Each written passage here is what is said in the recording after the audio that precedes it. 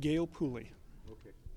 What did you write in the book, or that's included in the book? Yeah, in George's book, I just wrote 2 chapters about time prices and then the application of time prices to a number of different examples. What is time pricing? Time pricing is we buy things with money, but we really pay for them with our time. So there's really 2 prices. There are money prices and time prices. And money prices are expressed in dollars and cents, and time prices are expressed in hours and minutes. To calculate a time price, you just take the money price and you divide it by hourly income. And that tells you how much time it takes to earn the money to buy that item. So once you've calculated a time price on a product or service, then what you want to do is look at that change in that time price over time. Has it been increasing or decreasing?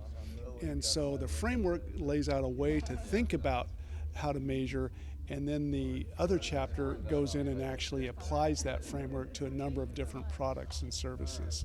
How does it fit into the book? Well, the book really is fundamentally about these 4 propositions that George offers. First, that wealth is knowledge. Second, that growth is learning. And third, that money is time. And fourth, that information is surprise. So from those propositions, we can derive this theorem that you can measure the growth in knowledge with time. And the framework really does, our analysis really goes deeper into how his principles can be used to empirically measure how much new knowledge is being generated on the planet each year. But if knowledge is wealth, wealth is knowledge. Okay. Is it important to be able to monetize knowledge? Well, that's what it shows up in a price. It shows up in the price. It shows up in the time price. So we look at things, the money price, but fundamentally it's how much time did it take you to earn the money to buy that thing? Mm-hmm. Now, a time price can actually go down 2 ways. Either the money price can go down if something gets put on sale, the money price can go down, or your hourly income can increase. If I gain new skills and abilities, my hourly income can increase. So when those 2 are actually moving, your time price is actually capturing both of those. The money price plus your hourly income in one number, and that number is really the number that we should be looking at. And what that number is doing over time. Is it taking more or less time to earn the money to buy a refrigerator or a bicycle? What about opportunity cost? Do we take that into consideration? Yeah, our opportunity costs are really reflected in your hourly income. How much time does it take you to earn the money to buy this thing? So we really go back to this fundamental idea that our ultimate resource that we have as human beings is our time. And it's the thing that's most scarce to us is time. At what age do we come to this realization? Some people never do. Other people, they come to it very young. They realize, wow, I got to give this up to get that. This idea of trade-offs. So what do I have to give up to get this other thing? We live in this world of continuous trade-offs. And that's also what time prices tell us is what are we having to give up to be able to earn the money to buy this thing. Gotcha. Very good. Anything else you'd like to mention? Well, thank you for the interview, and I encourage you to. Superabundance.com is our website for our book, and then George, I just encourage people to also buy his book, Life After Capitalism. Good. What kind of reaction did you get from the crowd to this session today? We got some good questions, and I think once again the concept for many people to be able to move away from counting atoms with money to being able to measure knowledge with time. That's really this shift in economics that we're trying to help people understand is that, we live in this world of finite number of atoms, but it's not atoms that are resources. When you add knowledge to atoms, they become resources. Think of the analogy of a piano. You've got 88 keys in a piano, right? Well, how many songs do you have? Tens of thousands. Like tens of millions, right? Okay. It approaches infinity. But the music is not in the piano. The music is in the minds of individuals.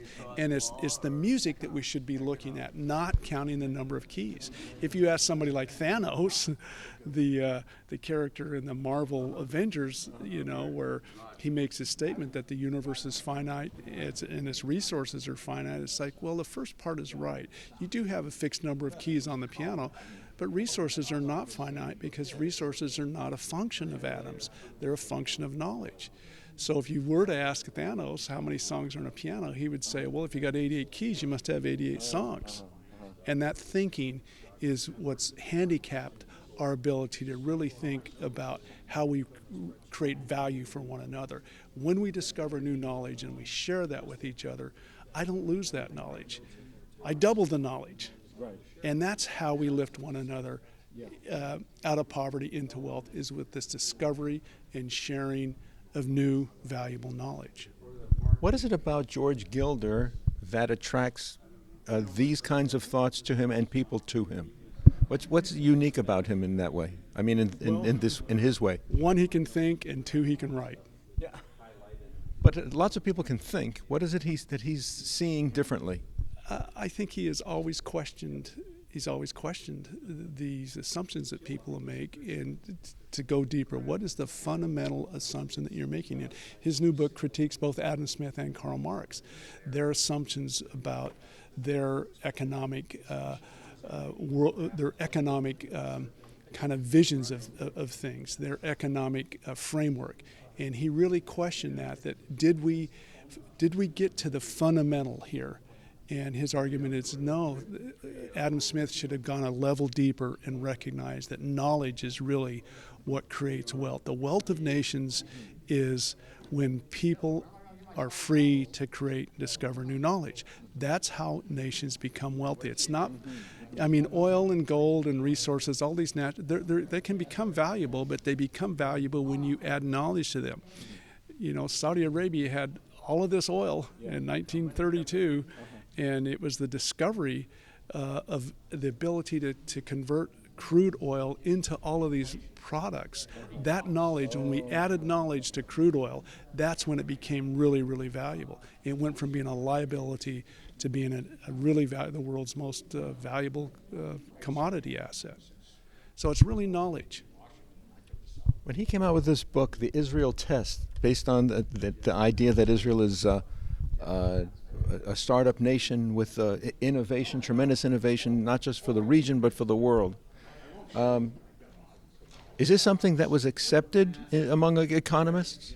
I don't really think that economists thought much about it, because once again they were thinking about, well, what physical resources does Israel have? They don't have oil, they don't have water, they don't have fertile soil, Right.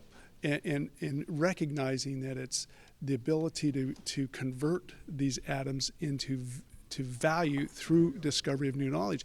Israel has the world's most advanced desalination systems. They can desalinate 6 gallons of water for less than a penny. And it's an incredible innovation. What did you add to water? You added knowledge to water, and you suddenly made it pure and delicious. And you had the water there the whole time. It required knowledge to be able to figure out how to desalinate it. So Israel's been this hub of everybody wants to get on learning curves and to innovate in this little startup entrepreneurial creativity little country. And it's generated huge benefits for the rest of us on the planet. Terrific.